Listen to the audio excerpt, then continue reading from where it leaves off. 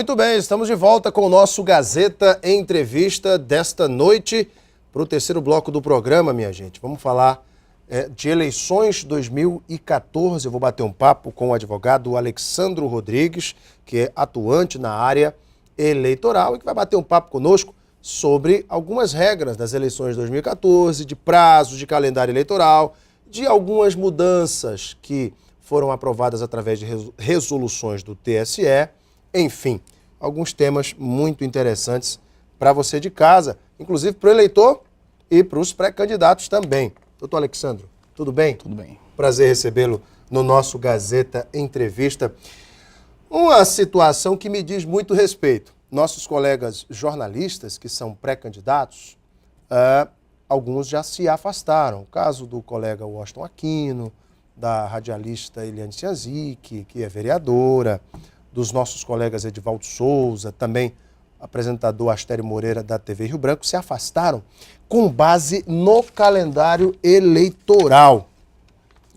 Aqui está, calendário eleitoral TSE 2014, artigo 45, parágrafo 1º da Lei 9.504, está bem explícito aqui no calendário eleitoral, doutor Alexandre. Diz assim o texto, terça-feira 10 de junho de 2014, data a partir da qual é vedado às emissoras de rádio e de televisão transmitir programa apresentado ou comentado por candidato escolhido em convenção. Artigo 45, parágrafo 1º da 9.514, que é a lei das eleições, a lei eleitoral. Muito bem. O que diz aqui o calendário eleitoral, o que diz aqui o site do TSE, eu estou lendo o que nós imprimimos, mas está aqui no site do TSE, é que a data para as convenções ela começa a partir do dia 10 e vão até o dia 30. Quer dizer, então, que o jornalista, o artista de TV, pessoas que vivem da mídia, elas só se afastam a partir das convenções. É isso mesmo que diz, doutor? Sim, Alan. Essa dúvida já permeia pelo meio jurídico também e não é tão clara a resolução, mas aí o TSE ele traz o calendário para você se desincompatibilizar. Na verdade, jornalista e outros profissionais que trabalham com mídia, não seria bem o termo desincompatibilização, porque isso se refere a funcionários públicos ou pessoas que têm, de algum modo, de despesa, exatamente, por exemplo. ordenador de despesa, e a gente tem outros exemplos, tem exemplos de pessoas que foram cassadas, né, porque não se desincompatibilizou na época certa. Esse caso, pessoas que eram ou funcionários públicos ou ordenadores de despesa, inclusive de empresas privadas. De empresas privadas, de empresas de comunicações, né? Que, na verdade, o dono da empresa de comunicação, se ele for candidato, ele tem que se afastar. E se ele for ordenador de despesa, ele tem que fazer, na verdade, um edital delegando essa função para alguém de sua confiança, né? E informar ao TRE. E informar ao TRE, né? Aí o que é que acontece? O jornalista, e aí o Edivaldo, o Washington Aquino, já se afastaram por uma questão meramente de escolha, porque a lei, eu tenho aqui o calendário de eleições, eu até imprimi, né? Ele traz aqui, em uma de suas folhas, na página 17, a resolução e o acórdão paradigma para que o jornalista possa, o prazo para que ele possa sair. Né? Existe, inclusive, jurisprudência? Existe jurisprudência, eu vou mostrar a vocês. O próprio TSE ele fala o seguinte: é importante, a tabela apresentada tem caráter meramente informativo, uma vez que os casos concretos serão apreciados pelo órgão competente por ocasião do julgamento do registro da candidatura. Por uma questão de desconhecimento, talvez, as pessoas preferem... Ou de precaução? Não correr o risco. Por quê? Porque como algumas questões na lei eleitoral, ela é jurisprudencial, as pessoas preferem não arriscar chegar a um litígio.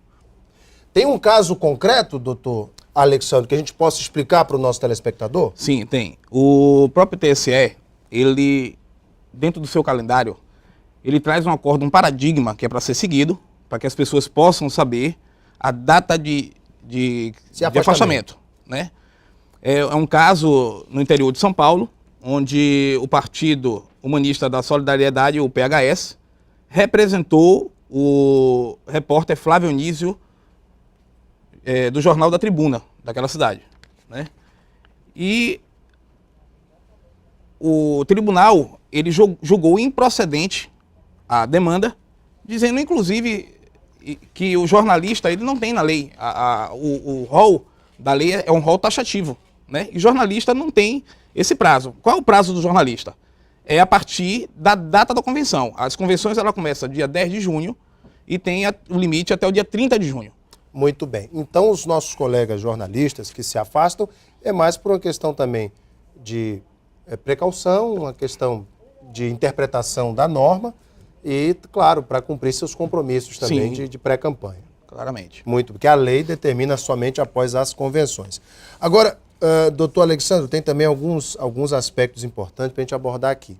Por exemplo, mudanças para as eleições de 2014, algumas mudanças que surgiram por aí. O senhor pode citar algumas dessas mudanças importantes que o eleitor e o candidato têm que estar atentos? Eu trouxe aqui um breve relato. O TSE trouxe 10 novas mudanças, dentre as quais, questão de propaganda política, né?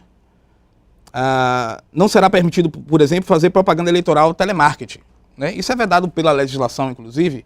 Você hoje tem aí, existirá as propagandas pelos meios sociais, né? Pelas redes sociais, Facebook, WhatsApp, Twitter.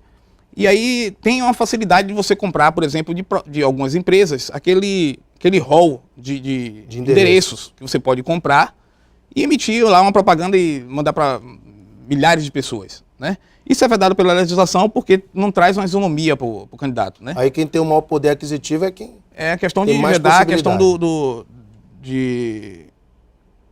poder econômico, né? Aí será permitido, por exemplo, votar fora do domicílio em suas cidades, né? Ah, sim, o cidadão estiver fora do domicílio, ele vai poder votar. Sim, pode votar tranquilamente. Se for em outro país, por exemplo, vai ter a cédula lá para ele poder fazer a votação, né? A gente está na eleição majoritária para presidente. Porque no passado ele tinha que justificar o voto, Justifica o voto. Agora ele pode votar. Pode votar, né? Os partidos terão que indicar a origem do valor recebido e efetuar o repasse da candidatura. E diga-se de passagem que recentemente a gente teve uma palestra explicativa para os partidos políticos no TRE, e não será permitido, por exemplo, o partido abrir, os partidos são obrigados a abrir uma conta bancária para todo o dinheiro, valor recebido, passar por essa conta para ter a prestação de contas. É importante salientar que o tribunal não aceitará que essa conta seja zerada, né? Porque tem candidato, por exemplo, que é servidor público e se afasta para ser candidato e às vezes não quer nem participar do pleito. Na verdade, só para talvez um afastamento, coisa parecida. Isso acontece, é uma questão do cotidiano. Já aconteceu, inclusive, fatos, né, que foram relatados, inclusive, na mídia, de um cidadão que é funcionário público se afasta sem ônus. Sem ônus, continua recebendo, férias, né? Tira umas férias aí de 3 meses, numa boa. Então, o tribunal... E, na verdade, nem está interessado na eleição. O tribunal não aceitará essa prestação de conta zerada, porque não tem como o candidato participar de um pleito... Sem gastar um centavo. Sem gastar um centavo. E, inclusive, isso aí vai repercutir também numa ação de improbidade, né? Como é que ele pela manteve administração uma campanha pública? Ou ele realmente tirou férias ou ele fez o caixa 2. Ou ele fez o caixa 2. É verdade. Então, tudo deverá passar por essa conta, né? Os candidatos poderão utilizar 50% do patrimônio declarado à Receita na própria campanha, né? Até 50%. Até 50%. Uhum. E os partidos políticos terão 20 dias para substituir os candidatos, né? Ah, sim. Isso é uma outra novidade. A partir de que data? 24 horas antes do indeferimento do registro da candidatura ou do falecimento do candidato substituído. Doutor, para a gente encerrar, crimes eleitorais. Muitos eleitores acreditam que no período da campanha podem pedir favores aos candidatos e o candidato ele tem que cumprir aquele favor, uma passagem, uma caixa d'água. É bom que o eleitor entenda que isso é crime eleitoral, doutor? Sim, o Código Eleitoral ele tipifica como crime tanto o candidato, no artigo 299, tanto o candidato que compra, oferece ou ou quer dar qualquer outro bem, dinheiro, valores, telha, geladeira, mandar fazer estrada, qualquer coisa desse tipo, configura compra de voto. E a compra de voto, ela traz aí hoje, pela lei complementar 64/90, lei da inelegibilidade, juntamente com a ficha limpa, por exemplo, a cassação do seu registro, né? Ele pode ficar 8 anos inelegível, sem concorrer a eleições, e o eleitor, muitos desconhecem isso, ao receber o benefício, ao solicitar esse benefício, ele também incorre nas penas de 4 anos de reclusão ou pagamento de multas elevadas, muito elevadas por sinal. É importante, então, por isso que a gente sempre, no Gazeta Entrevista e na TV Gazeta, a gente sempre fala da importância do eleitor não vender o voto, de não aceitar nenhum benefício, porque o candidato que chega oferecendo esses benefícios, no final das contas ele não vai ter compromisso nenhum com o eleitor. Tem que ser a pessoa isenta e a pessoa honesta. Por isso, o eleitor tem que fazer a escolha por pessoas que não ficam oferecendo aí um monte de favores, que isso configura compra de voto.